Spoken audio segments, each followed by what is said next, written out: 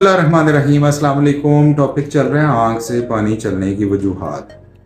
काफ़ी वजूहात पे बात कर चुका हूँ। आज मैं छोटी सी वजह एक और आपको बता देता हूँ। जब भी आँख का प्रेशर बढ़ जाएगा, आँख का प्रेशर हाई हो जाएगा, जिस तरह इंसान का ब्लड प्रेशर होता है इसी तरह आँख का भी प्रेशर होता है। जब भी आँख का प्रेशर बढ़ता है तो उससे आँख में कुछ तब्दीलियाँ होनी शुरू हो जाती हैं, जैसे नज़र में कमी आना, आपको दूर से धुंधला नज़र आना, आगे कुछ छल्ले नुमा चीज़ें उड़ती नज़र आना, कोई नक्शा सा बना के आगे नज़र आना। और इसी के साथ साथ एक तब्दीली और भी आती है कि आँख से पानी चलता रहता है, आँख पानी ज़्यादा बनाती रहती है। कुदरती तौर पे एक मामला ऐसा होता है कि जब भी आँख के अंदर कोई नॉर्मल काम होता है, कोई इरिटेशन या कोई चीज़ पड़ जाती है, तो फौरी तौर पे आँख उसको कवर करने के लिए पानी ज़्यादा बनाना शुरू कर देती है। जो ये दोनों सुराखों की पावर से ज़्यादा होता है, सक्शन से ज़्यादा होता है, और वो पानी आँख से चलता रहता है। इसलिए हर दफ़ा इस बात